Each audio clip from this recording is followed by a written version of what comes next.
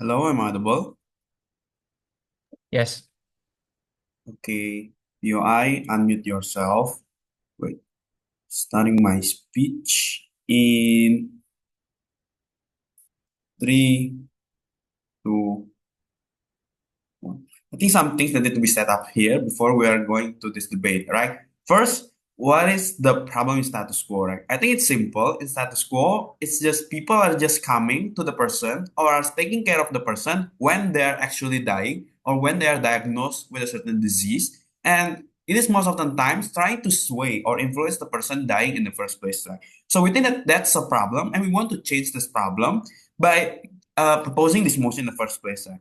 And other urgency here is that I think most of the times these dying people are elderly people, right? And these elder people are not taken care of. And it means that nursing home, for example, the population are booming because people think that these dying people do not have quote unquote, sorry, any meanings anymore, for example, and so they are not taken care of in the first place. But even if want to say that this is in the extreme case, I think this is not extreme because we can see across the world or even in Indonesia itself, nursing home population is already booming, and there are so many elder people that doesn't feel appreciated, that doesn't feel that they need to be catered to. So we think that those are the urgency, and we want to fight this by proposing this motion. But then, how will the mechanism be? I think firstly that we will not deny any, for example, last wills, but there will be cross-check with last wills, right? Last wills will be prioritized, but the metric of taking care of the person will still be cross-checked and it will be measured. Yes, we can say that it cannot be really measured 100% or by any definitive means, but we think that by us actually trying to measure it is already enough. By, for example, trying to ask testimonies, for example, or even trying to make a survey on our own to know are this person really taking care of the person, right?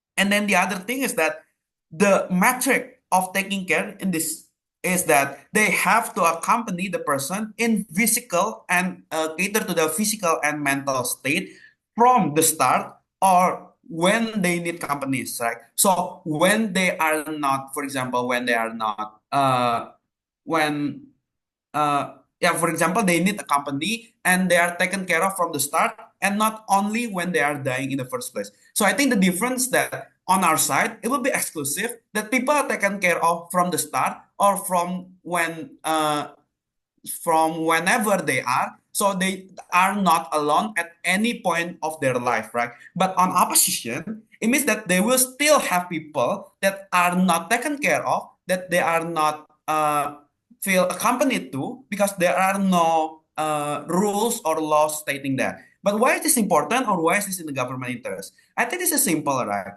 First, government want to cater their citizens and don't want a high concentration of other people, for example, or even people in general being neglected. Like, I think it's simple that government want their citizens to be catered to. They want citizens to be to live in a healthy environment for them and want them to be in a good relationship with their families, for example, right? I think it's simple. Is that it means that these people will not be neglected, which means that their families will have to cater to them if they want to take their inheritance. I think up, even if they want to say that this is tokenistic, I think at least the people are taken care of and isn't burden to the government because government has many things to cater to, right? They cannot cater to all of those things. They cannot cater to infrastructure. They cannot cater to poor people while maintaining this urgent problem in the first place, right?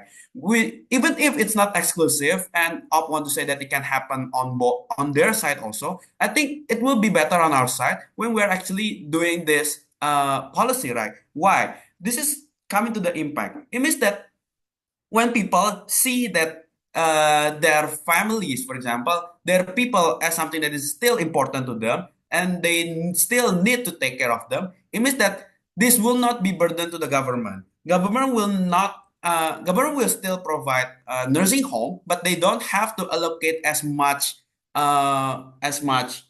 budget, for example, to those kind of nursing home in the first place. Right? This is important because it means that the impact for the elder people or for the neglected people in the first place will be there. And secondly, for the government, it will be beneficial for them too because they don't have to allocate that much resources. They can allocate these resources to much urging matter or to much more important matter in the first place, right? So we think that's why this is in the government interest. So then coming to my second argument, what is the benefit to the people then? I think it will be simple. First, they will feel catered to and they will have a better environment on their own livelihood, right? Why is this important? This is important because I think everyone deserve this good environment in the first place, right? And government wants this too. So that by them being catered to, by this policy being proposed, it means that these people will be catered to, even if it's tokenistic. If it means that this will be a better well-being on them, physically or mentally in the first place, because it means that the families, for example, have to talk to them, for example, have to accompany them, for example, and have to feed them or give them a house or yeah, just basic human interaction with them, it means that they will feel first they will feel appreciated, for example, and secondly, they will feel as if that they are still part of the families, that they are not just uh, some milking, quote unquote, milking cow, that they will be thrown off later on, right? And this is important because most of the times people doesn't feel this, and it means that in status quo, these elder people or these neglected people feel as if that they are not appreciated enough, feel as if that they are not taken care enough, and it is burden to the government to do this in the first place, right? So I think this is why we are proposing this motion. Proud to propose. Okay, thank you. I just want to reconfirm again to opening opposition. Are you guys still facing extreme echoing on your device?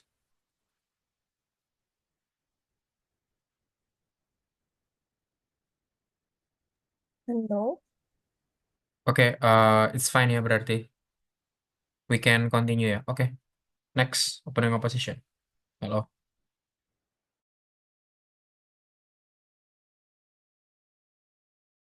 Um, I'm the first speaker of opening opposition. My pronouns is she, her. For POI, please just unmute because I will be not seeing the chat. And I will set my timer first.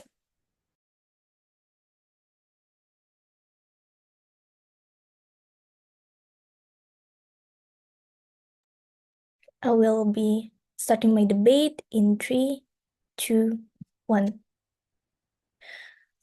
Okay, first, I will give you our stance. Our house opposed taking care of person being a prerequisite in receiving inheritance.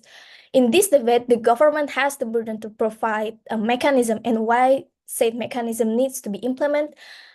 The character actors, first, the dead person, a human being only has a chance at life, and that's it, one chance at life, and that is incredibly fleeting and short on top of all of life that has been unpredictable and huge. In fact, the most things in our life are the things that are out of control. So for a person to have a small agency in their life, such as what they want to do with their life, their career, or people they surround themselves with, the people they keep close, the people they love, and finally the legacy they leave behind for those close and loved one, should be the rights human deserve. It should be in their agency to pick, with nothing gatekeeping them on how they want to live their legacy.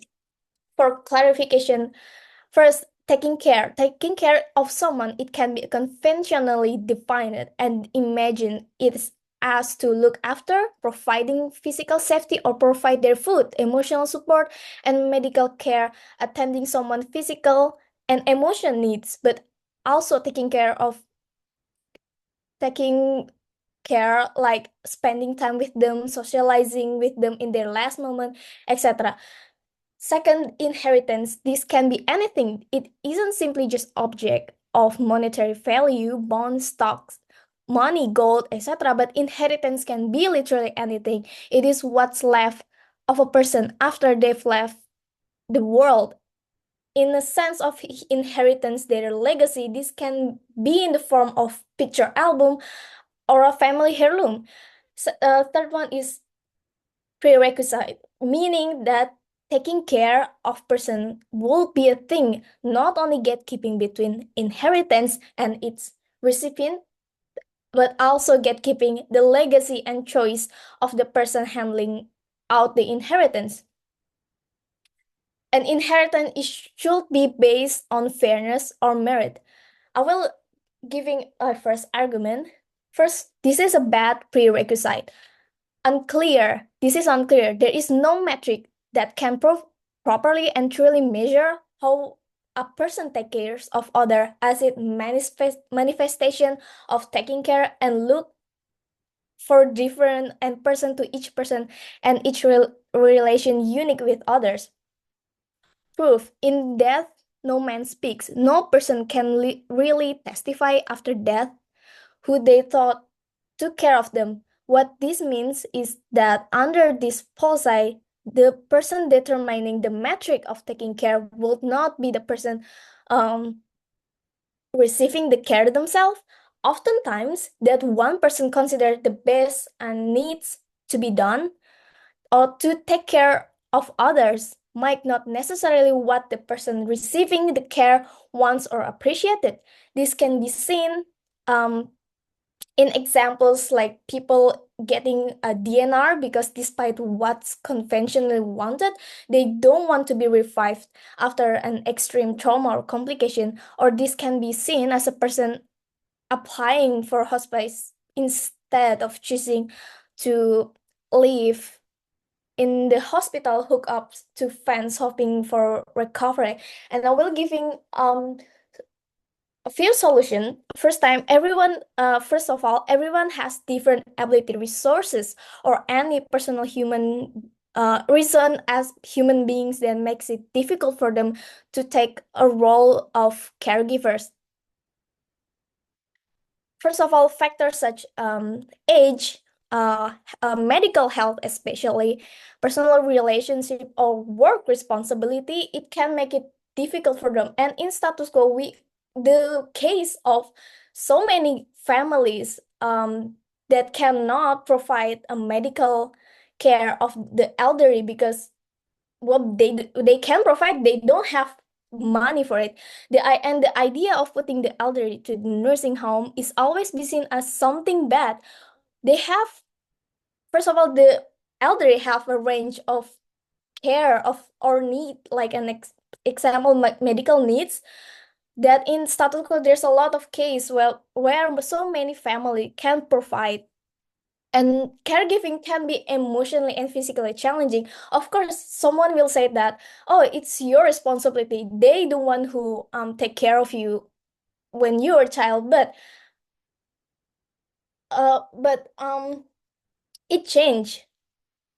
And caregiving, what I said is it can be emotional, physically challenging, and it's important for caregivers to um to have support and resources in order to um put to manage the demands of caregiving or their elder.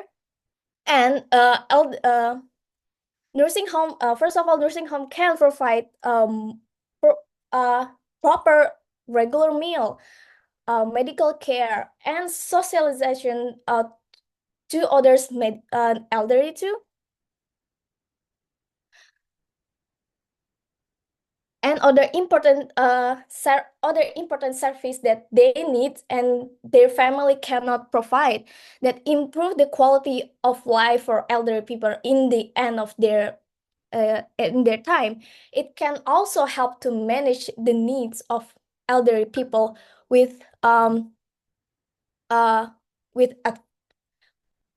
that are too old or have chronic conditions But however, it is important to ensure that nursing homes have this safe and high quality care for elderly people. But and we stand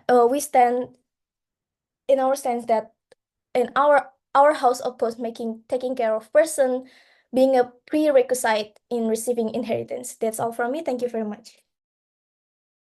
Okay, thank you for your speech. Next, DPM.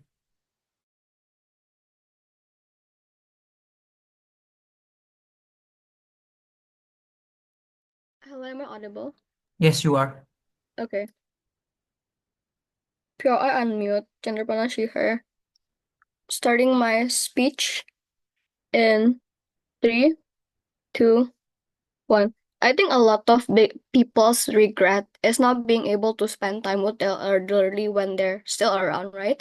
I think this motion directly solves that inherent regret of not being able to take care of your elderlies properly or not being able to spend time, even if it's under the pretext that the government is forcing you or under the prerequisite that this is a government policy or this is like a government want. At least then the people on our side, even if they feel as though the time that they can spend with their elderly can be signified or like magnified even further, at least we give them the chance to do so exactly via this policy or via this prerequisite, right? Let's engage first into what opening opposition has said and why we still at the end of the day in opening side still take the win on OG, right? Firstly, on the topic of them saying capacity for these caregivers are different.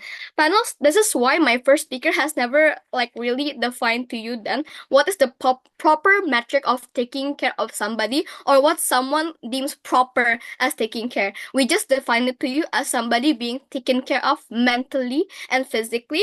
It means that we acknowledge the fact that capacity for different caregivers are different based on their economic status, based on their living conditions, based on how far they are from their elders, etc. But the point of the matter is, you can always feel when someone is taking care of you. It doesn't matter the distance in which you are separated from your caretaker. It doesn't matter the amount of time not seeing them and only seeing them during Chinese New Year's, etc. The fact that the people or the adults in these elderly's lives can call them up and ask them, "Hey, how are you doing, grandma? It's been a while." These are the type of things that makes people feel taken care of, not necessarily being there for them 24/7, providing a house for them when you yourself don't have the capacity to. But it's as simple as ordering them a Grab car when they cannot figure out how to do Grab for the life of them. It looks like checking up on them every month or every week, just calling them up and asking them what's for dinner at their place, etc. These are the small actions that contributes taking care of somebody, and this is what makes someone feel taken care of. This is something that we don't really see that often because, as my first speaker has mentioned, when people hit a certain age, society just deems them not useful anymore. Therefore, there's no inherent urgency for these adults in these elderly's life to constantly check up on them, to constantly call them up, etc. And this is something that we do not want, because even if they're no longer functioning like members of society, we still want them to have an attachment towards society and of course to their loved ones as a bare minimum, right? But secondly, they say that some family cannot take care of a person, so they're using nursing homes, etc. Panels note that we aren't banning nursing homes on our side, but we don't want the family that can cater to these people to neglect them and see nursing homes as a viable option where they actually do have the capacity to actually take care of these people, take care of these elders, their parents, etc. Right? We concede that we impose a responsibility then on OG from the government side, but that's okay because these people, these parents, these elders have had a responsibility towards you as a kid to take care of you fully, right, from the government as well. We think that it's totally fine for us then to impose another responsibility onto you to take care of them when they're elder, because that's how symbiosis works, right? This is how mutualism works, and that's expected of you in a family dynamic, right? So what is then my extension or my contribution from my speech? It's going to be simple. I'm going to prove to you how this ensures a better relationship with these elders from a relationship that, from a first glance, is easy to fall. 3 layers to this. One, I'm going to describe to you the relationship dynamic that goes into these elders and these people that are taking care of them or caretakers. Secondly, how the motion ensures a better relationship then, and the comparison that's coming from opposition, which what we've heard from opening opposition, right?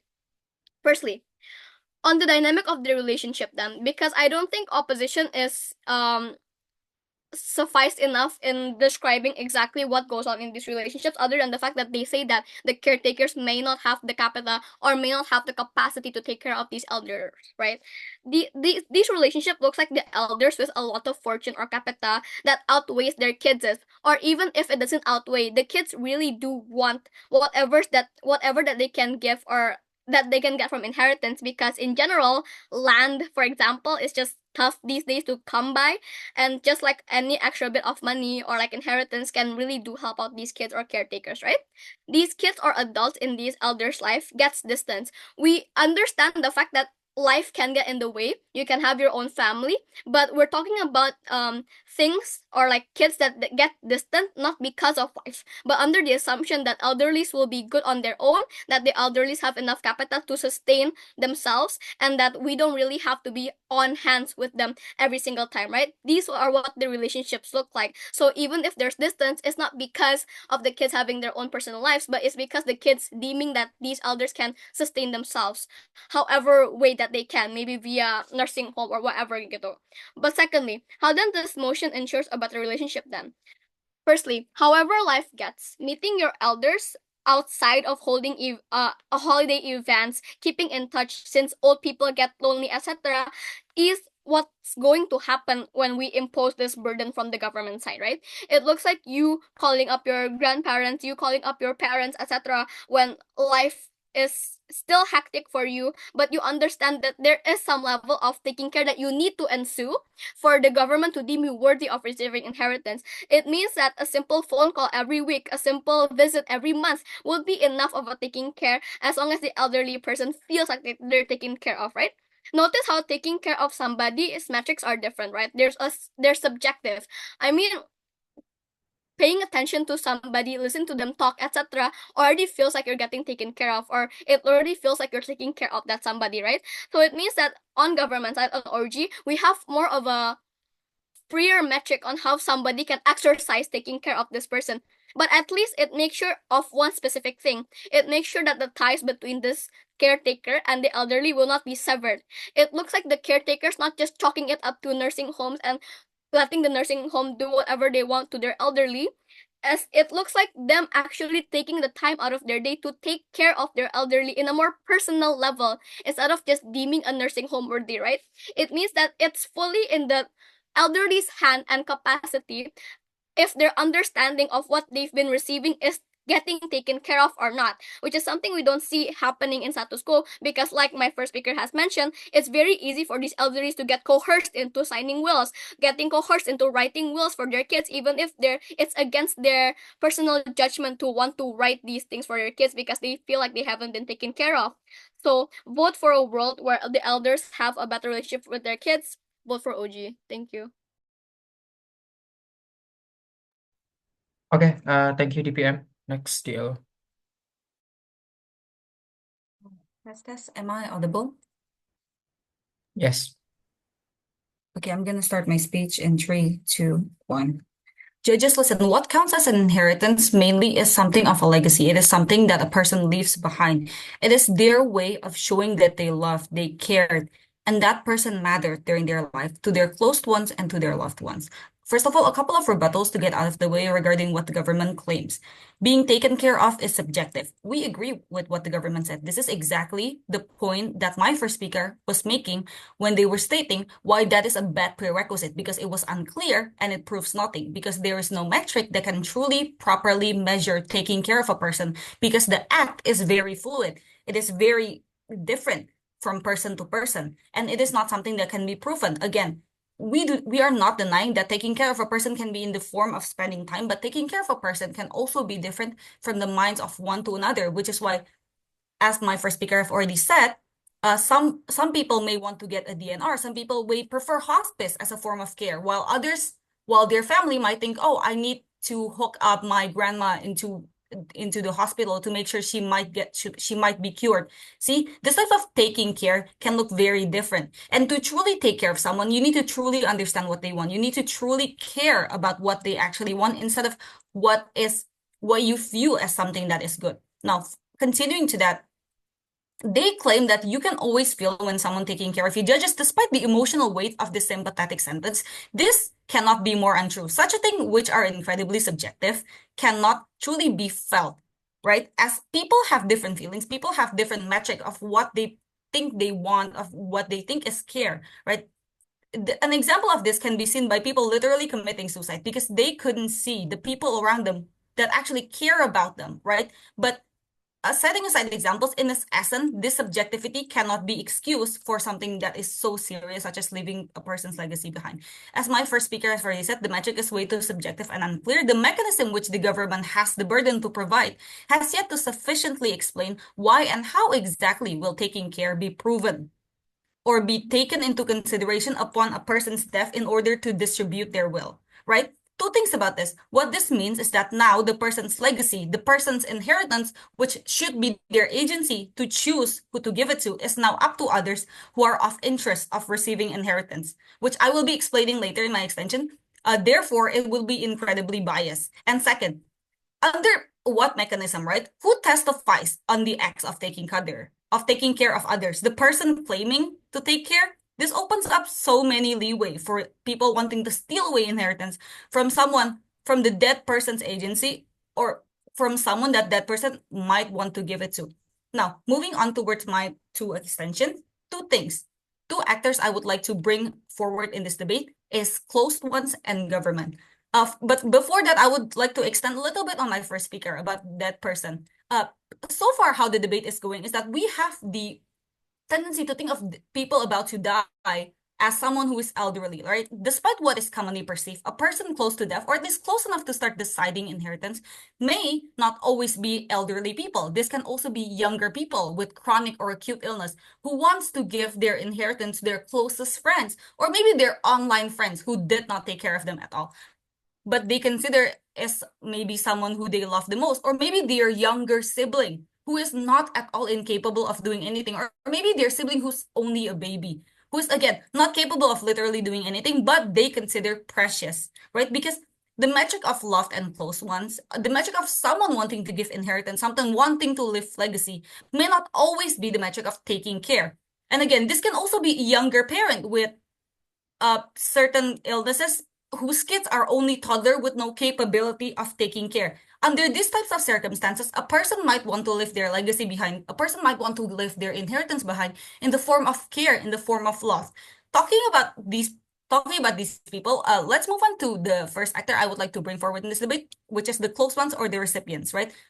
Loved ones is a very fake word, by the way. Who exactly are these close ones? These are people chosen by the person giving the inheritance to spend their lives with and possibly leave their legacy towards, right? As my first speaker have already explained again, there are certain people with no capabilities of taking care. This can be children whom struggle with disabilities, limiting them from actually being able to take care of other or their elderly parents, be it emotionally or physically. These children with disabilities might be mentally taxing, but these are still loved ones, right? They might not be the most conventionally pleasant to spend time with, but they are still loved ones. Or kids who are too young, again, to fully understand the death of a close one. Or friend with no means of providing conventional care, as these friends of like others with acute illness might also be minors, right? These people can still be people who deserve inheritance the most.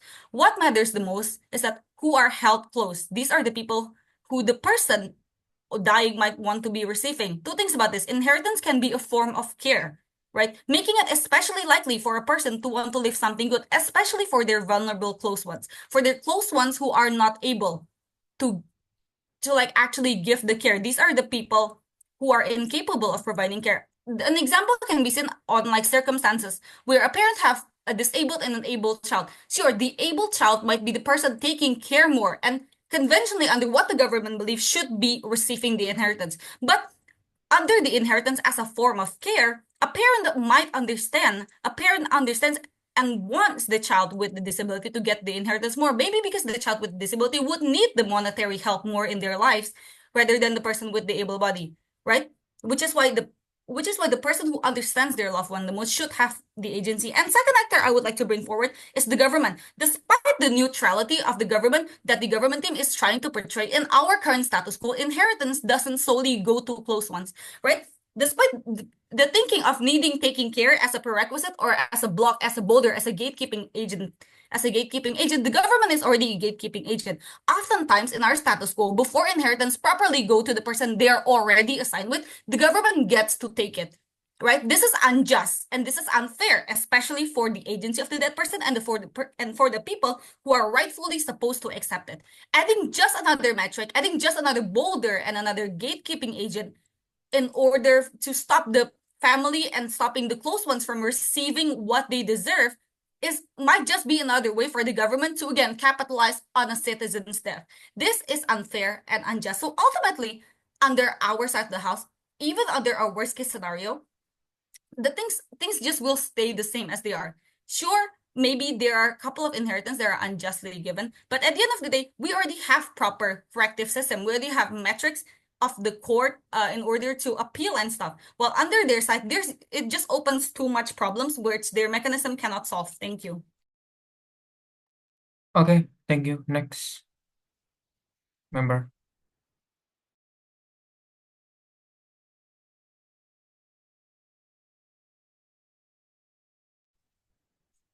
Hi, am I audible? Yes. Wait.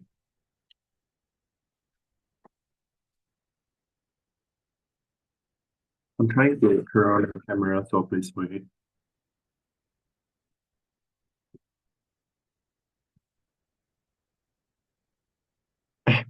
Izin matikan VBG.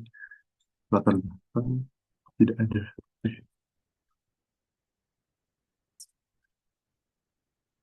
Setting up my timer. POI preference. Just unmute yourself.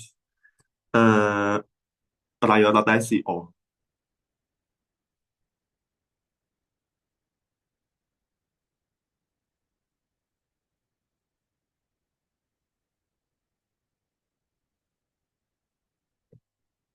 Wait. Setting up my paper dua.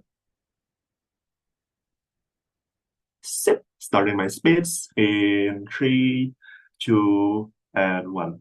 Let's kick OG first of all on this debate. They say the problem is on how there are so many elder people which is didn't taken care of, in a sense that most of these elder people is dying people and they are not really get care of. I think at the end of the day, this problem is really wrong, right?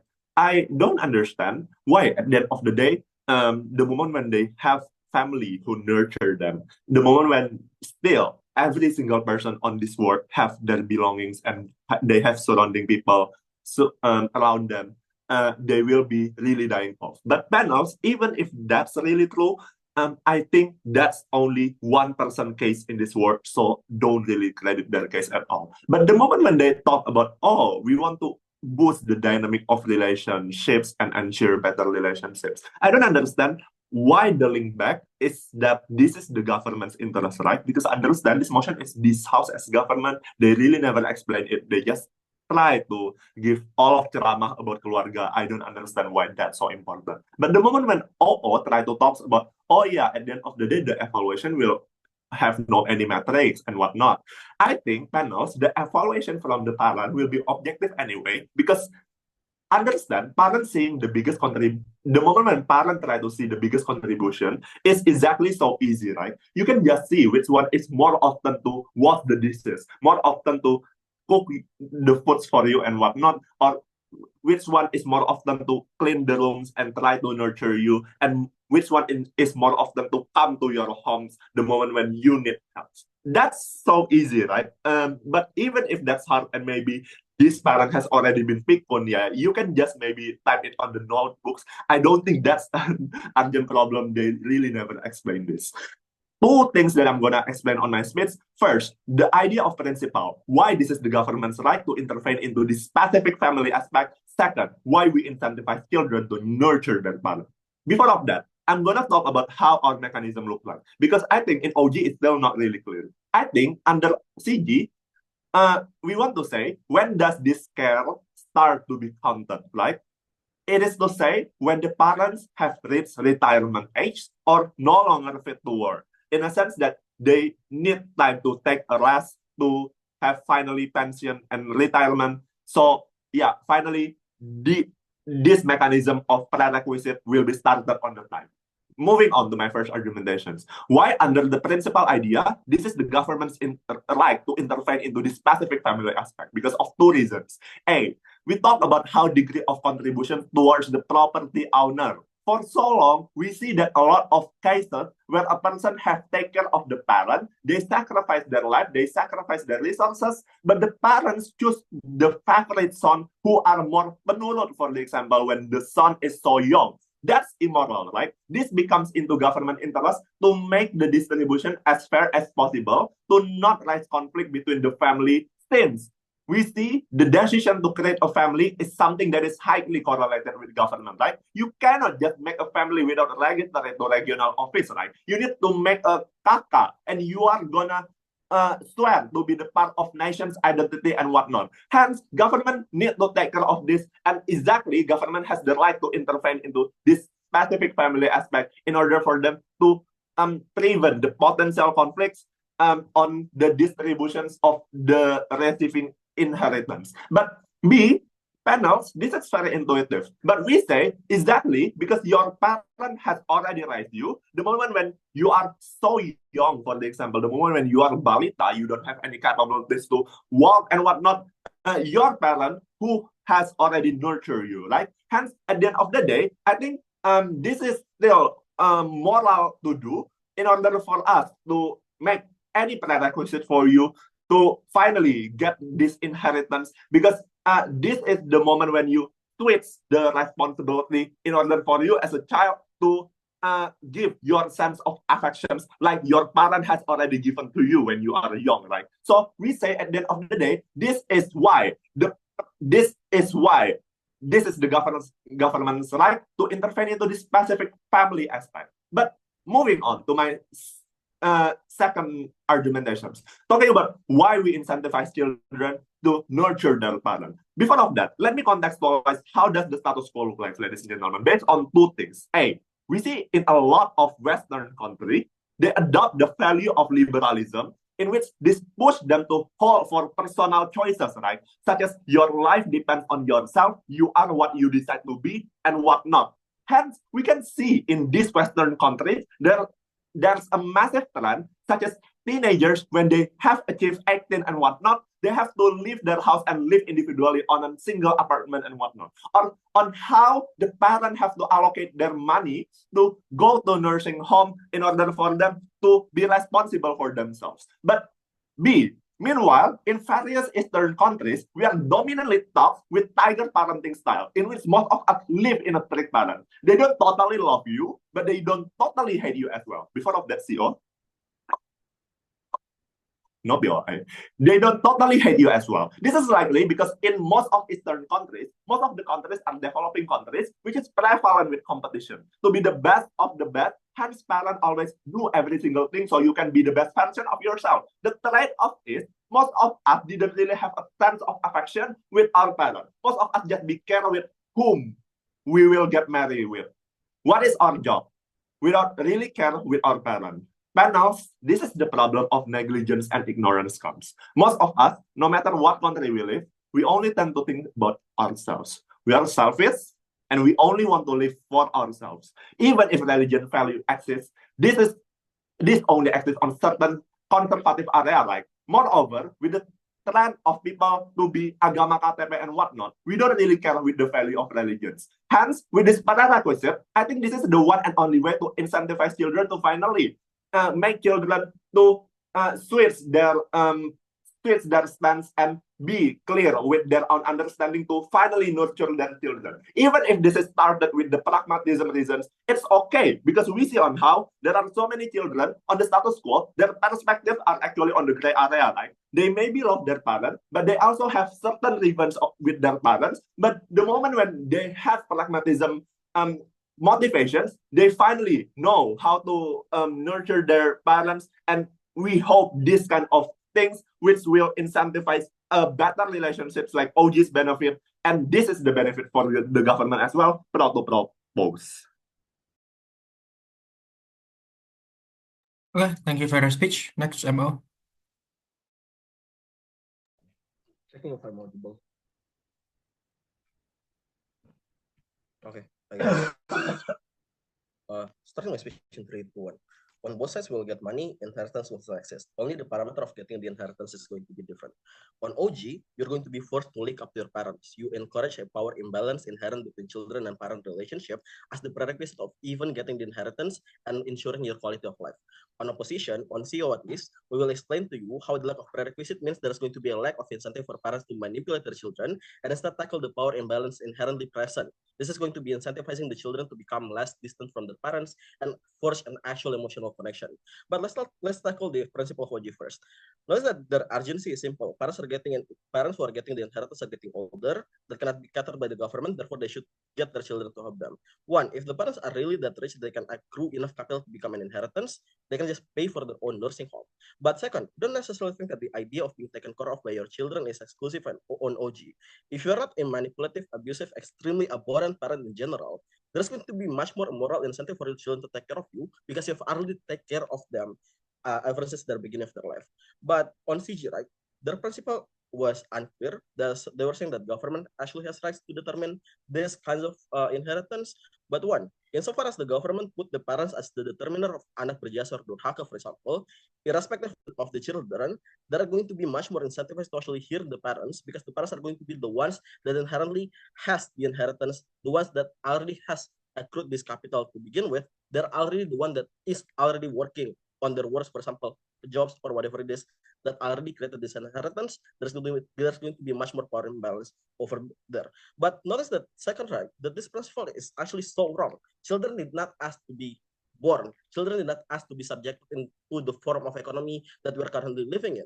This inherently means that there's going to be much more deeper layer of inherently wrong principle here, because at the end of the day, the government and parents are going to be the ones that are subjecting these children into this kinds of economic condition that they cannot even control. They did not consent to be born, yet they need the parents' consent and government's consent to actually even live a higher quality of life that they can get from their parents' inheritance. So yeah, this principle can actually stand. But let's talk about timeline. How does the parent-children relationship conventionally look like? One, notice that there is going to be highly power imbalance. In a sense, the parents will have a much more prior knowledge comparative to the children. They will have the power to imprint ideas. They will force decision on their parents. This means that whatever the children learn, they will learn first from their parents. This means that inherently it's going to be much easier for parents to actually enforce ideas on their children, because at the end of the day, these parents are going to be put into the pedestal by the children, for example. But second of all, notice that there's going to be a much higher degree of capitalization of love under their side of the house. The parents will have much more capital compared to their children. They will be able to work much earlier than the children. They can accrue capital. They can secure a much safer position in their job. This means that insofar as the parents are going to be the provider towards the children, they will have a much higher power imbalance. They can determine literally whether the children get allowance or not. The quality of life the children will actually have. Cutting the money, for example, if the children that the children can get on the decision of what the children are going to be doing that day. For example, if the children do not study as well as the parents wish, then they can literally just cut off the allowance of the children, or they can literally just tell the children, okay, I'm kicking you out of the inheritance plan, bye bye. This inherently means that the process of having an emotional bonding with your parents are going to be bad enough that the children will literally be reluctant to bond with their parents because they will think that their loves are being commodified by their parents.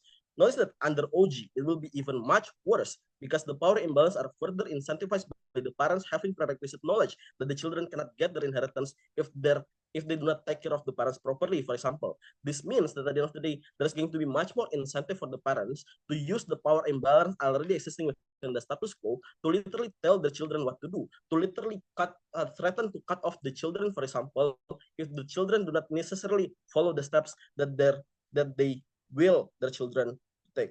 But let's talk about process and how will the parents socialize the process of getting inheritance and why it is going to be bad under the status quo. Notice that one, it is most likely going to happen in a much younger age because that is the way in which parents can imprint the idea the easiest about this inheritance to begin with. But second, notice that taking care is actually arbitrary that can be defined by their parents. If their parents somehow define that their children have not taken care of them enough, then sure, they tell the government does not grant them inheritance. This means that the taking care is going to be highly limited to what the parents want. If the children act up, right, the parents will say that they will take away the inheritance. Your children do not want to go into medical school, for example, join competition that their parents want them to join, the parents will take away the inheritance. What does it mean? This means the children will have no deeper emotional connection with their children because they will be afraid of their parents cutting them off.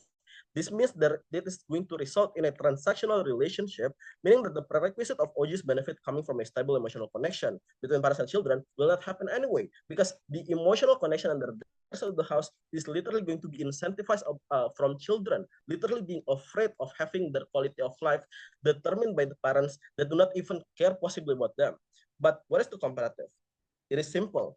What you take when you take away on CO the core power imbalance between parents and children, meaning there's going to be a much higher incentive for parents to forge an actual connection with their children, to create a childhood that their children would want, to properly communicate with them. Because insofar as the children actually like their parents, there's going to be much more incentive for them to take care of their parents when they're old, instead of just running away from their home as soon as they can have jobs, for example.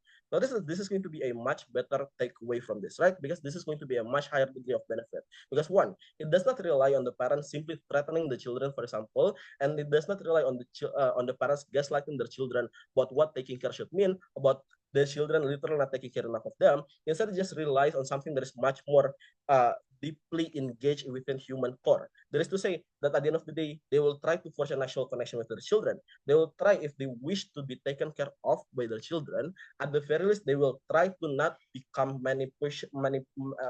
manipulative, to become abusive towards the children. And we think there's going to be much better resolution under our cases, because at the end of the day, you take away the core power imbalance that already exists within the status quo, and this cannot be challenged by OG and CG et al. But second of all, under OO, and why should you weigh this much higher compared to OO? We think that at the end of the day, based on this, a much higher principle and much higher mechanization on the entire process of how inheritance will look like, and how the determining process of inheritance is going to look like under our side of the house, then at the very least, we should win over OO. That's why we are proud to oppose.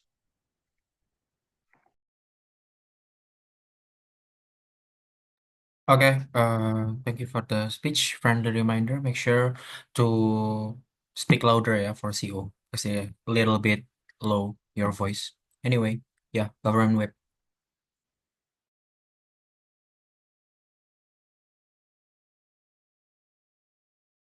Hold on, I forgot to turn off my virtual background. 1 second. Um,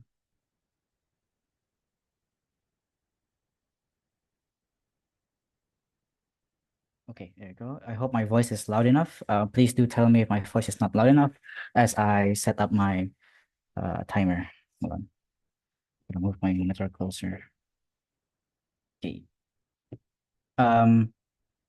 POI preference, just unmute yourself, though I don't know if I have enough time to take a POI, but just unmute yourself if you want to POI.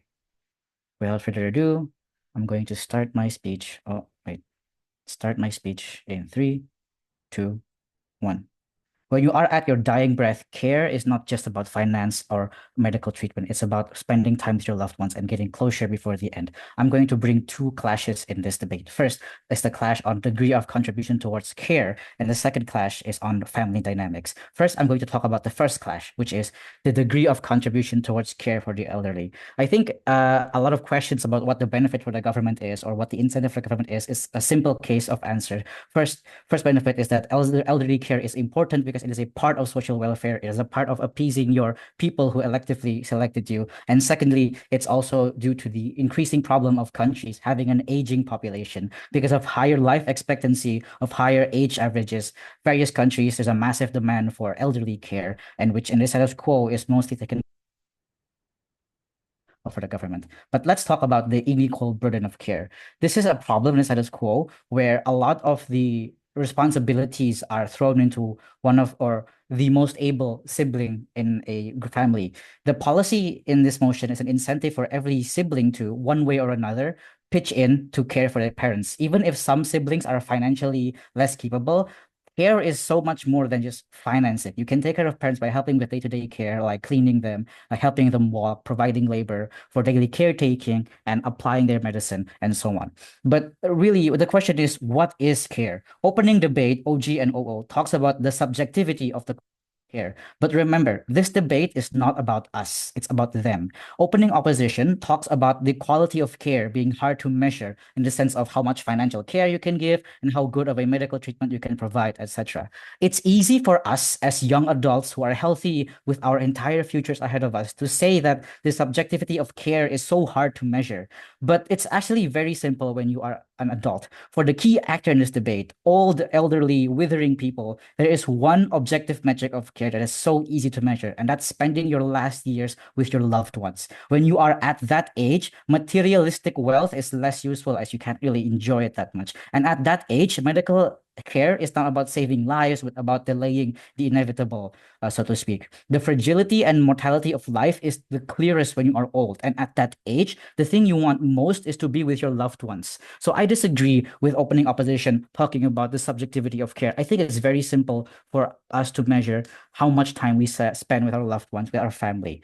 Like while we talk about OO, let's address more about opening opposition. They talked about financial ability on how a lot of families don't have the ability to provide money and medical care. Their argument focuses around not burdening children with taking care of parents when they can't afford it. We don't disagree with OO when they say that taking care of the elderly is expensive, even if they are your parents. We agree that this is especially taxing for, let's say, sandwich generations who are forced to take care of their parents at their age. But the alternative in opening opposition is not better. It's arguably way worse. Nursing homes are not cheap. They are expensive. You are renting land, hiring caretakers, and paying for daily maintenance. It's not free at all. Poor people will struggle both in opposition and government. There is capacity in both the government side and opposition side for poor people to financially struggle with paying for elderly care, providing medical treatments, etc., both in a nursing home and your own home. But at least in closing government, yes, you struggle, but you get to keep interacting with your parents, make more memories, cherish your family bonds by caring directly into their final years. But in opening opposition, you will also struggle financially, but you get to see your children less, your parents less. Children will see their elders less. Their last years won't be spent with your family. And as I said before, that's more important than any other materialistic transaction could provide.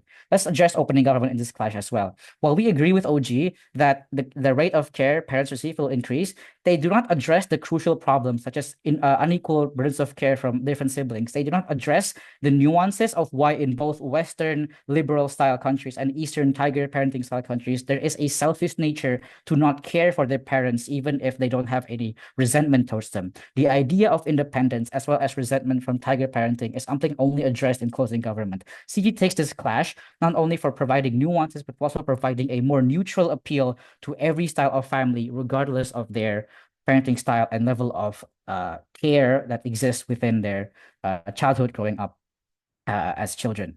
Hold on. Whoops. Okay. But and then we address closing opposition. Closing opposition, they have that this idea that in our side that there's a transactional relationship with our parents. Even okay, let's bite the bullet here. Let's say the relationship with parents become more transactional. We don't get a clear explanation as to why this transactional relationship worse or even worse at all than having a more biased and in their words subjective relationship where you pick and choose who you want in your will. We argue that having a more clear defined metric for care for your parents while also being able to hold that accountable is a far better social security system than any sort of trust will can ever participate in. Second clash then on family dynamics.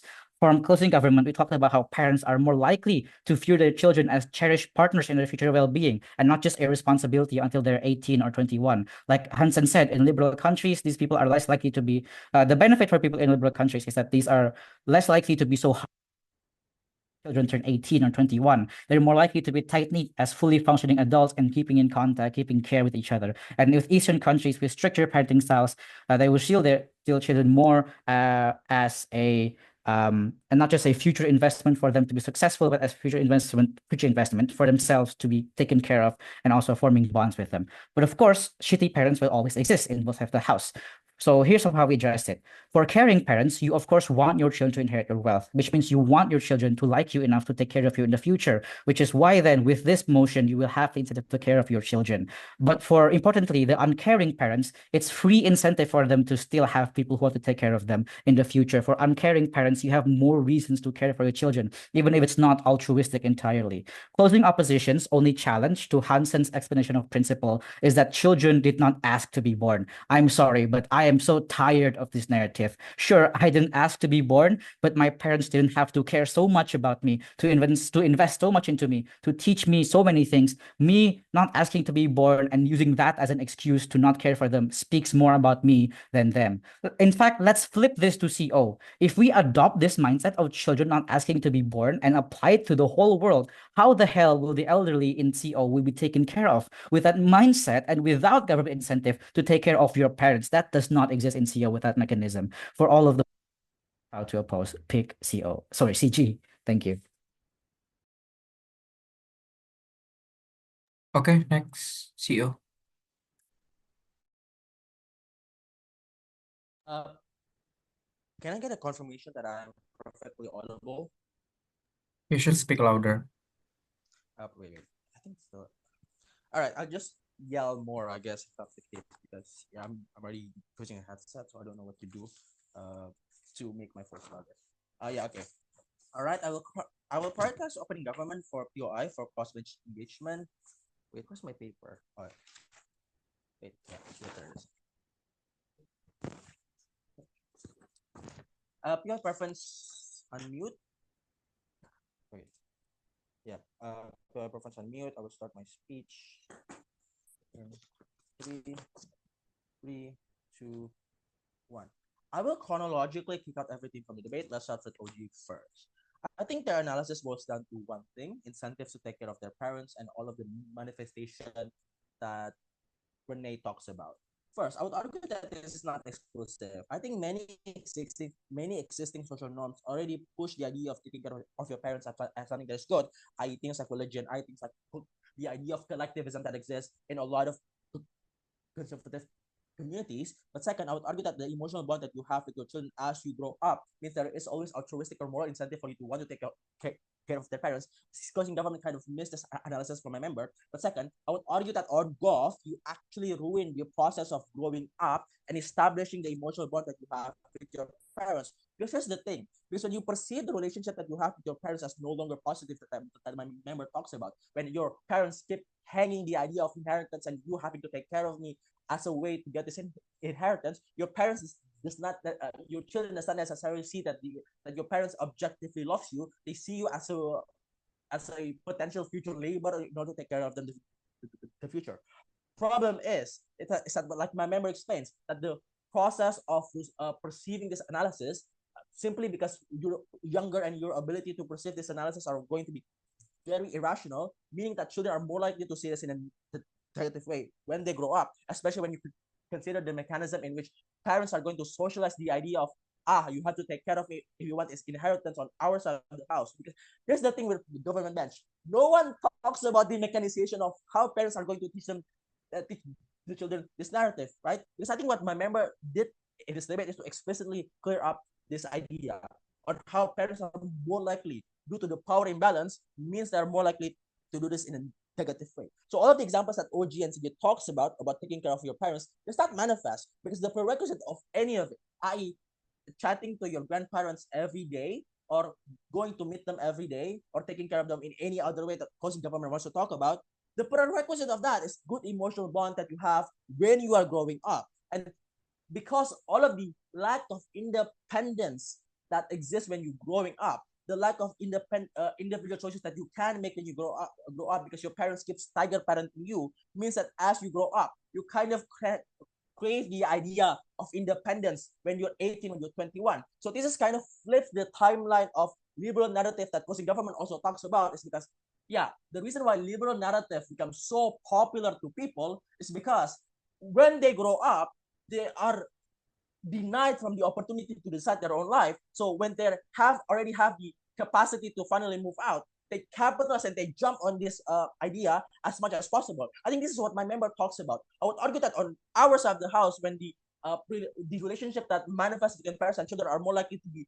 more positive, I would argue that the internalization of liberal narratives of independence is not as strong. So all of the process of having good relationships between parents and children naturally got lost on government bench because they don't necessarily explain the comparative, right? So the analysis on my member is already debating in of itself independently because the huge power imbalance that parents and children have means that most likely parents are going to be is going to enact some sort of negative way in terms of parenting the children in a way of pushing certain decisions that the parents want or impose into the children means that the children will crave independence when they grow up. Second, the fact that taking care is an arbitrary definition that it's not necessarily means taking care of.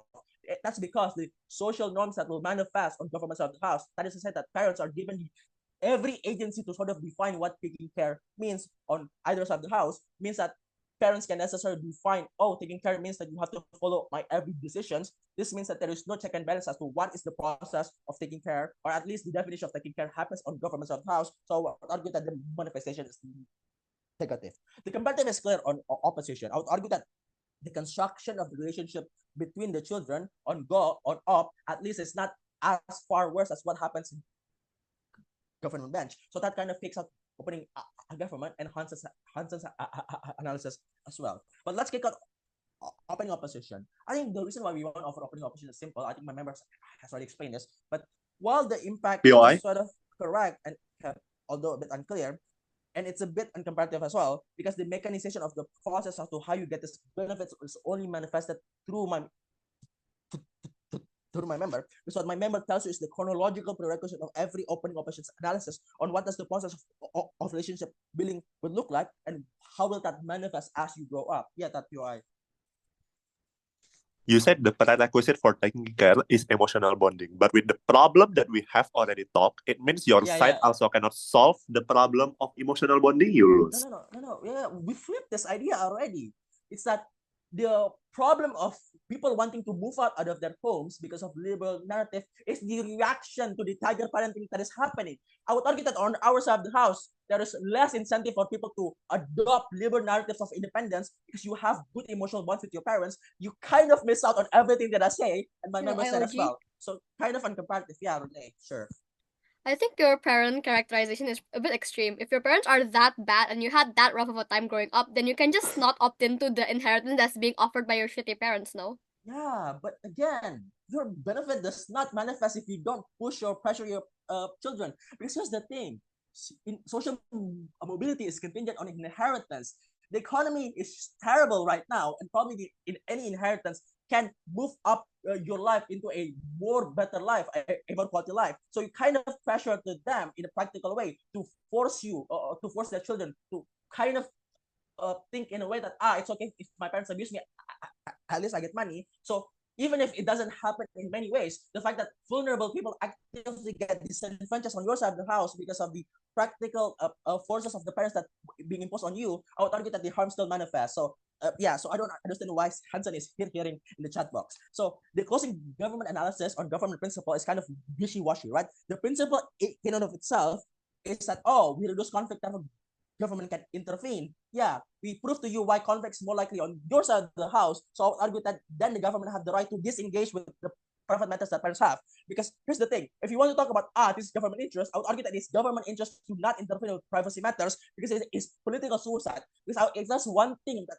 conservatives liberal likes are personal privacy. So on governments of the house, it's actually not within the electoral interest of the government to intervene. I think on web, I think most of it is new on the filial piety stuff. I would argue that the moral responsibility is important because insofar the fact that you have no agency being offered to you when you're born, therefore the moral responsibility manifests without any reciprocity because it is individual decision that any parents make. For all these reasons, proud to oppose. Here.